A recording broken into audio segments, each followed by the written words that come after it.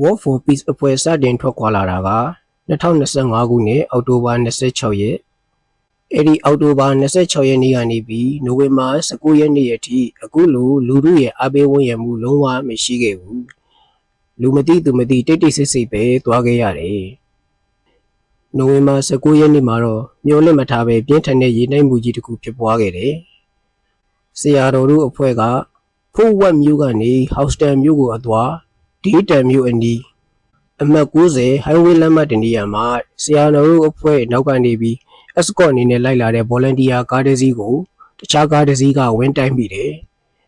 ဖြစ်ပွားတဲ့အချိန်ကည9နာရီခန့်ဆရာတော်တို့အဖွဲ့ escort ကားကစလွန်ကားဝင်တိုက်တဲ့ကားကသူတို့အမေရိကန်မှာအသုံးများတဲ့ truck ကားတိုက်တဲ့အချိန်ကလည်းတော်တော်ပြင်းမုံရတယ်တိုက်ခံရတဲ့ကားကအရှိမထိန်နိုင်တော့ပဲနောက်ဆုံးကနေလမ်းလျှောက်နေတဲ့ဆရာတော်ဖရာအဂျန်မဟာရန်ဘရိုမာဆန်နဲ့အမေရိကန်နိုင်ငံသားလီမန်ယောဂီဂျက်စီတို့နှစ်ယောက်ကိုထပ်တိုင်မိတယ်အတိုက်ခံရတဲ့နေရာမှာကဓာတ်တိုင်မရှိဘူးလို့ဆိုတယ်ပြီးတော့ည9နာရီဆိုတော့မောင်ရီပြိုးသွားပြီဖြစ်ပါပေါ့ဖြစ်ချင်းဆရာတော်တို့တစ်ဖွဲ့လုံးကစင်ကလျားဖြစ်သွားတယ်ပြီးမှထိမိခိုင်မိတဲ့အခြေအနေကိုစစ်ဆေးမြင့်တဲ့အခါဆရာတော်မဟာရန်နဲ့ယောဂီဂျက်စီတို့နှစ်ယောက်ထိခိုက်သွားတာကိုသိလိုက်ရတယ်ဝင်တိုက်တဲ့ကားကလည်းမောင်းမပြေးပဲနဲ့ဆရာတော်တို့နဲ့အတူတူပဲနေပြီးတယ်ရဲတွေရောက်လာတဲ့အချိန်မှာလည်းစစ်ဆေးချက်အားလုံးကိုဖြေးပြီးတယ်လို့ဆိုပါတယ်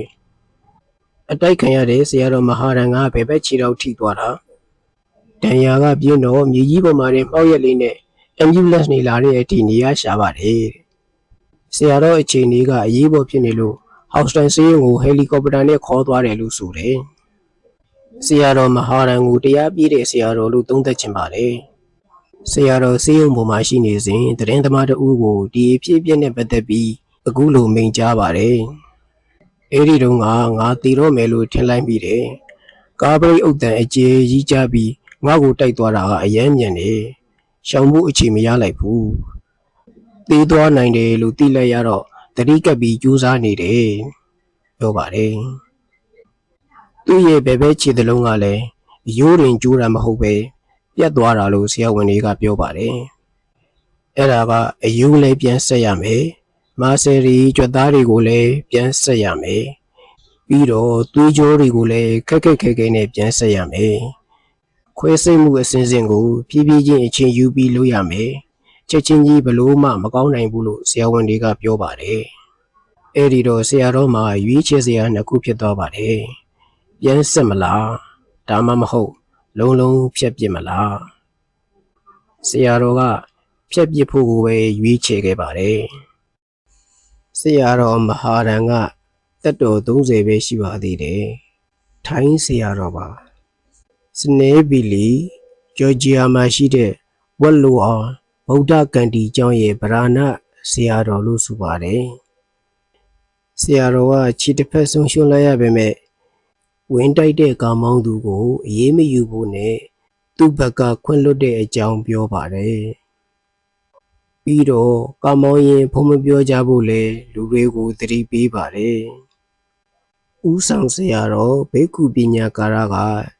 စေယုံမော်ကိုလည်းလူကိုယ်တိုင်လိုက်ကြည့်ပြီးအားပေးသလို War for Peace Mission အတိုင်းရှေ့ဆက်လျှောက်ရတော့ညအိပ်ရနာတဲ့နေရာတွေကနေဂရီယိုကိုခေါ်ပြီးအားပေးစကားပြောပါတယ်ဆရာတော်ဘေကုပညာကာရကမင်းကိုဒီလိုမြင်ရတာစိတ်မကောင်းမှုအားချံဒါပေမဲ့တို့တွေကဗုဒ္ဓဘာသာဝင်တွေလေဒါကြောင့်အကြောင်းကြောင့်အကျိုးဖြစ်တာကိုယုံတယ်မင်းကစိတ်မာတဲ့သူတယောက်ပါငါတို့ကမင်းကိုချမ်းထားခဲ့ရပေမဲ့မင်းကငါတို့နောက်ကိုစိတ်နဲ့အမြဲတမ်းလိုက်ပါနေပါလေဆရာတော်မဟာရန်ပြန်လျှောက်တာကစိတ်မကောင်းမဖြစ်ပါနဲ့ဒါတပည့်တော်ရွေးတဲ့လမ်းပါလမ်းလျှောက်ပွဲမှာပါဖို့တပည့်တော်ကိုယ်တိုင် register လုပ်ခဲ့တာဘယ်သူမှတိုက်တွန်းလို့မဟုတ်ပါဘူးတပည့်တော်အဆင်ပြေပါတယ်တစ်ဖက်မှာတော့အဲ့ဒီကားတိုက်မှုကိုသတင်း channel အသီးသီးကလွှင့်ကြတော့လူတွေကြားထဲမှာ War for Peace Mission အကြောင်းကပြန့်နှံ့သွားတယ်ငြိမ်းချမ်းရေးအတွက်လမ်းလျှောက်တဲ့ဆရာတော်တွေကိုလူတွေကစိတ်ဝင်စားလာကြတယ်မီဒီယာတွေမှာကျွန်တော်တို့တွေ့ရတဲ့အတိုင်းအားပေးဝန်းရံမှုတွေပြုလုပ်လာကြတယ် အဲဒီလိုသူတို့မစ်ရှင်ကိုလူတွေကအတိအမှတ်ပြုလာတဲ့အတွက်ဆရာတော်မဟာရန်က